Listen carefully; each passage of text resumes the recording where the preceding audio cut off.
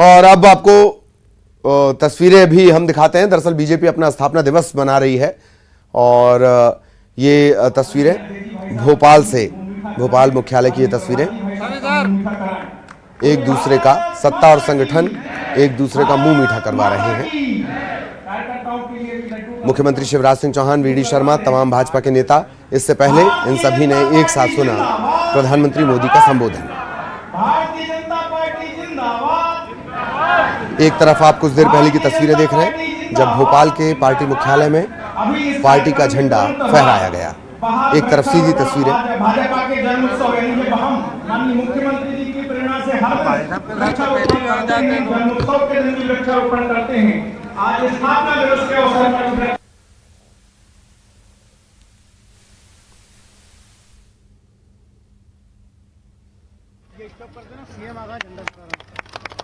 Madhya Pradesh BJP मुख्यालय की तस्वीरें आप देख रहे थे और कुछ देर पहले जब पार्टी का झंडा फहराया गया, प्रदेश अध्यक्ष वीडी शर्मा ने पार्टी का ध्वज फहराया। इसके बाद सभी ने मिलकर प्रधानमंत्री मोदी का उद्बोधन सुना जो उन्होंने एक साथ 10 लाख कार्यकर्ताओं से किया। इसके बाद मुख्यमंत्री शिवराज सिंह चौहान ने पार्टी नेताओं और कार्यकर्ताओं से जो भोपाल पहुंचे हुए थे उनसे चर्चा की।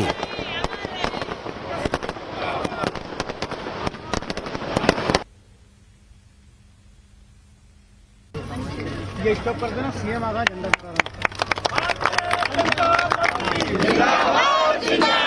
भारतीय जनता पार्टी जिंदाबाद जिंदाबाद। अरे रुको सारे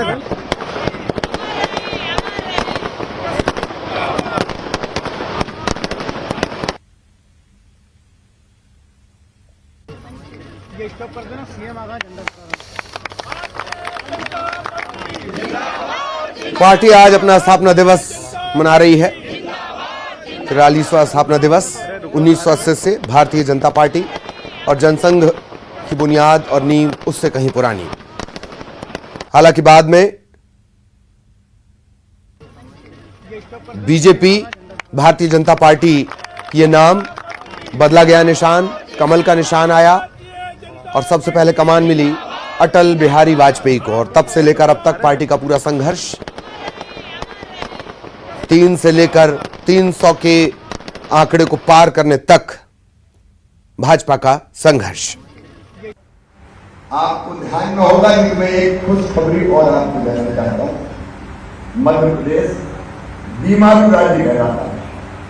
हमारी जो अर्थव्यवस्था है जीएसडीपी वो सबसे पिछड़ी राज्यों में हुआ करती थी, लेकिन अभी अभी जो सर्वे हुआ है, अगर किसी ने ध्यान से कुछ अखबारों को देखा हो तो सर्वे की रिपोर्ट में आया है कि मध्य प्रदेश की अर्थव्यवस्था प्रथम 10 स्थानों के राज्यों में आ गई है। हम कहीं नंबर ही नहीं लगाएंगे। हमसे बीमारू राज्य जिसके प्रति व्यक्ति की आय थी कांग्रेस के जमाने में केवल 11,000 रुपया, अब वो बढ़ के हो गई है प्रति व्यक्ति आय वार्षिक 1,40,000 रुपया। ये कार्यकर्ताओं को ध्यान में रहना चाहिए। मध्य प्रदेश की कुल अर्थव्यवस्था का साइज था केवल 71,000 करोड़ रुपया, अब वो बढ़ के हो गया है 13 लाख करोड़ रुपया से भी ज्यादा। मध्य प्रदेश का देश की अर्थव्यवस्था में कभी योगदान हुआ करता था 3%, आज बढ़ के हो गया है 4.6%।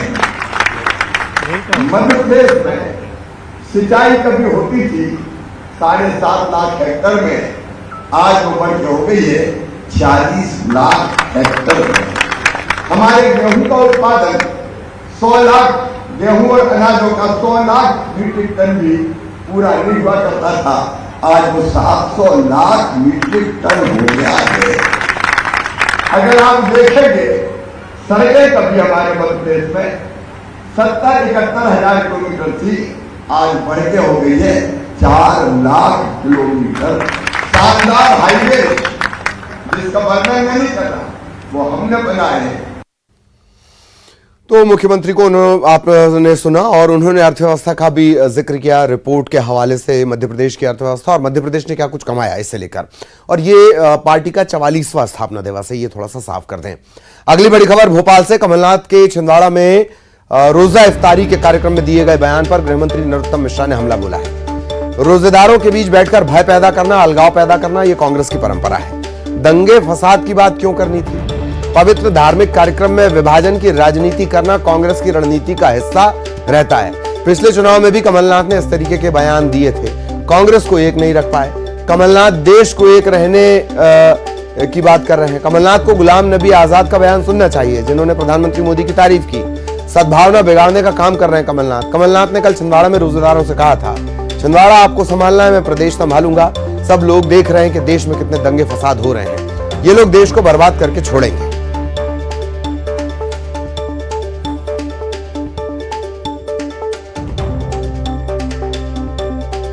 के बीच बैठकर विषमन करना, भय पैदा करना, अलगाव पैदा करना, ये कांग्रेस की एक परंपरा सी बनती जा रही है।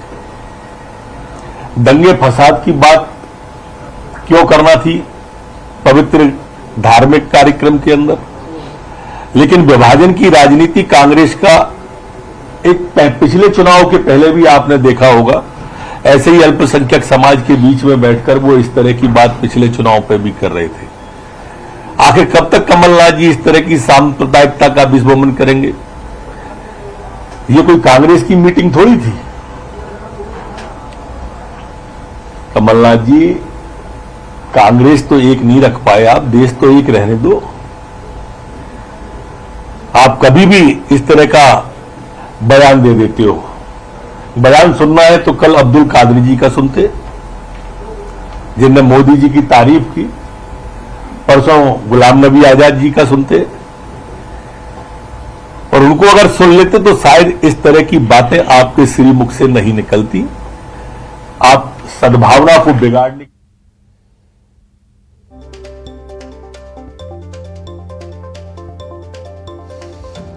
तो ये तमाम बातें जिनका जिक्र गृहमंत्री नरोत्तम मिश्रा कर रहे हैं। रोजा इफ्तारी के दौरान इस तरह का एक बयान आया, बयान को लेकर ये पलटवार है। सहयोगी अनुराग इस वक्त हमारे साथ जुड़े हुए हैं, अनुराग के पास आपको लिए चलेंगे। अनुराग, एक बार फिर कमलनाथ का बयान और उसे तेजी से शॉर्ट में तब्दील कर रहे हैं गृहमंत्री नरोत्तम मिश्रा जी। बिल्कुल ललित, देखिए कमलनाथ का बयान आता है और बीजेपी उसको तत्काल लपककर जवाबी हमला करना शुरू कर देती है, और इसी तरीके का अब फिर से दिखाई दे रहा है, क्योंकि कमलनाथ कल छिंदवाड़ा में रोजा इफ्तारी के कार्यक्रम में शामिल हुए थे और उन्होंने वहां पर लोगों से इस बात के कहा था कि अब आपको संभालना है छिंदवाड़ा और मैं पूरा प्रदेश संभालूंगा। लेकिन कमलनाथ ने ये भी कहा कि देश और प्रदेश के किस तरीके के हालात हैं, दंगा फसाद हो रहा है। इसी बयान को लेकर अब बीजेपी ने एतराज जताना शुरू कर दिया है। गृहमंत्री नरोत्तम मिश्रा ने साफ कहा है कि सांप्रदायिक सद्भाव बिगाड़ने की कोशिश की जा रही है। धार्मिक कार्यक्रमों में इस तरीके के बयान देना निंदनीय है, और सबसे बड़ी बात है कि 2018 के चुनाव से पहले भी कमलनाथ ने इस तरीके के बयान दिए थे। गृहमंत्री नरोत्तम मिश्रा का यह आरोप है, और उनका कहना है कि इस बार भी 2023 के चुनाव से पहले एक तरीके से सांप्रदायिक सद्भाव को बिगाड़ने की कोशिश की जा रही है। तो कुल मिलाकर जिस तरीके से कमलनाथ का बयान आया और जिस तरीके से दंगे फसाद का जिक्र उन्होंने किया, हालांकि कमलनाथ का इशारा बिहार और पश्चिम बंगाल में जिस तरीके के हालात बने उनकी तरफ था, लेकिन प्रदेश सरकार के मंत्री ने अब इस पूरे मामले को केच करते हुए कमलनाथ पर सीधा निशाना साधा है और कहा है कि प्रदेश में चुनाव से पहले सांप्रदायिक सद्भाव बिगाड़ने की कोशिश में कमलनाथ लगे हुए हैं। जी, और चुनावी सीजन तक ऐसा लगता है कि एक तरफ से बयान आना और दूसरी तरफ से पलटवार होना, बट सवाल उस एग्रेशन का है, उस आक्रामकता का है जो विपक्ष में नजर आनी चाहिए, वो सत्ता पक्ष में नजर आता है। अनुराग, बिल्कुल, देखिए ये इस बार बीजेपी ने जो रणनीति तय की है उसमें हमेशा जो विपक्ष है उसको बैकफुट रखने की रणनीति पर अब बीजेपी काम करती हुई नजर आ रही है। देखिए मुख्यमंत्री शिवराज सिंह चौहान का भी एक बयान आया था कि हमने विकास के काम किए लेकिन राजनीति अच्छे से नहीं की थी, इसी का खामियाजा 2018 के चुनाव में भुगतना पड़ा था। लेकिन इस बार बीजेपी विकास के कामों के साथ बेहतर राजनीति करती हुई नजर आ रही है और यही वजह है कि अपने बयानों के जरिए विपक्ष को बैकफुट पर जाने के लिए मजबूर। मैं आपको रोक रहा हूं, दरअसल सैयद जफर साहब इस वक्त हमारे साथ जुड़े हुए हैं कांग्रेस से। सैयद जफर साहब, कल रोजा इफ्तारी के दौरान कमलनाथ ने बयान दिया था और उससे लेकर अब गृहमंत्री का पलटवार आया है। विभाजन की राजनीति आप करते हैं और रणनीति का यह हिस्सा है। रोजा इफ्तारी के कार्यक्रम में राजनीति की बात, ये क्यों? जी प्लीज। कमलनाथ 44 साल से लगातार छिंदवाड़ा की सेवा कर रहे हैं। कमलनाथ जी लगातार 44 साल से छिंदवाड़ा की जनता के वोटों और प्यार से भोपाल की और दिल्ली की संसद तक पहुंच रहे हैं। कमलनाथ जी का रोजा इफ्तार में जाना कोई पहली बार नहीं है। वो जगह पर जो कमलनाथ जी गए, लगभग 20 से 25 साल से लगातार एक ही कमेटी कमलनाथ जी के लिए रोजा इफ्तार का आयोजन वहां होता है और कमलनाथ जी लगातार 20-22 साल से वहां पर जाते हैं और उन्होंने वहां पर सद्भाव की बात की है। एक बात। दूसरी बात, कमलनाथ जी जब भी छिंदवाड़ा की जनता से मिलते हैं, जब से वो मध्य प्रदेश कांग्रेस कमेटी के अध्यक्ष बने हैं, वो हर समाज के लोगों से, हर जनप्रतिनिधि से और जनता से कहते हैं कि छिंदवाड़ा तुमको संभालना है। वही छिंदवाड़ा ने उनकी बात को मानते हुए पिछले बार 7 की 7 विधानसभा कमलनाथ जी की झोली पर डाली थी।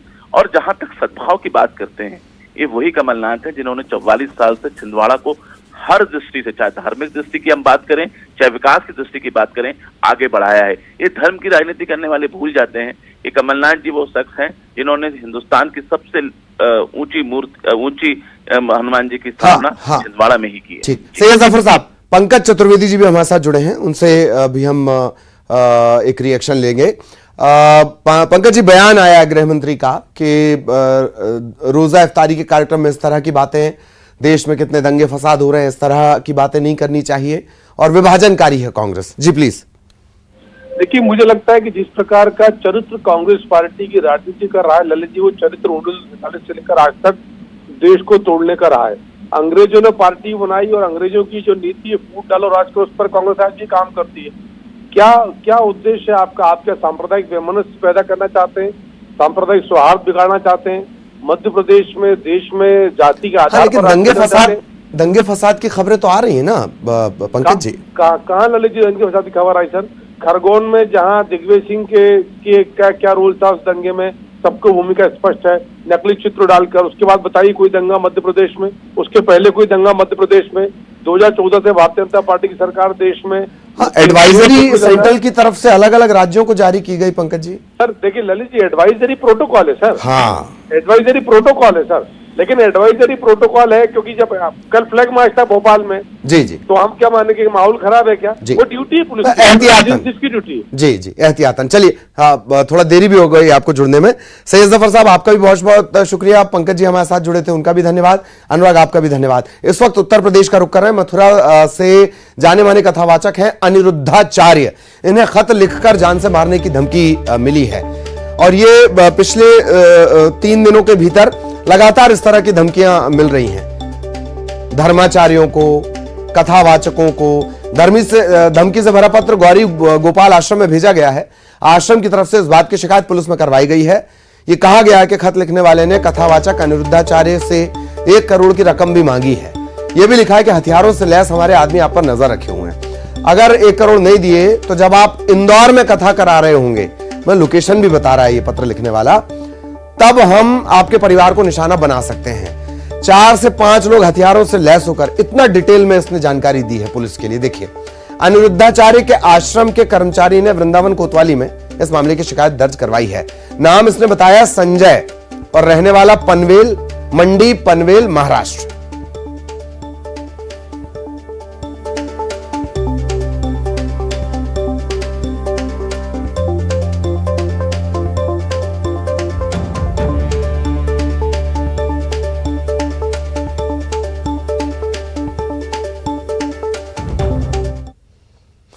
और चूंकि इंदौर का जिक्र आया है तो अब यह भी कहा गया है कि सरकार जो है वो अनिरुद्धाचार्य को, ये खुद महाराज मांग रहे हैं, सुरक्षा मांग रहे हैं। और जब भी इस तरह की बात आती है तो सनातन का लिंक उससे या तो जुड़ जाता है या जोड़ा जाता है। सनातन धर्म हिंदू राष्ट्र की बात करने पर यह धमकी दी जा रही है। पुलिस इस पत्र की जांच करे, ये कहना है अनिरुद्धाचार्य महाराज का।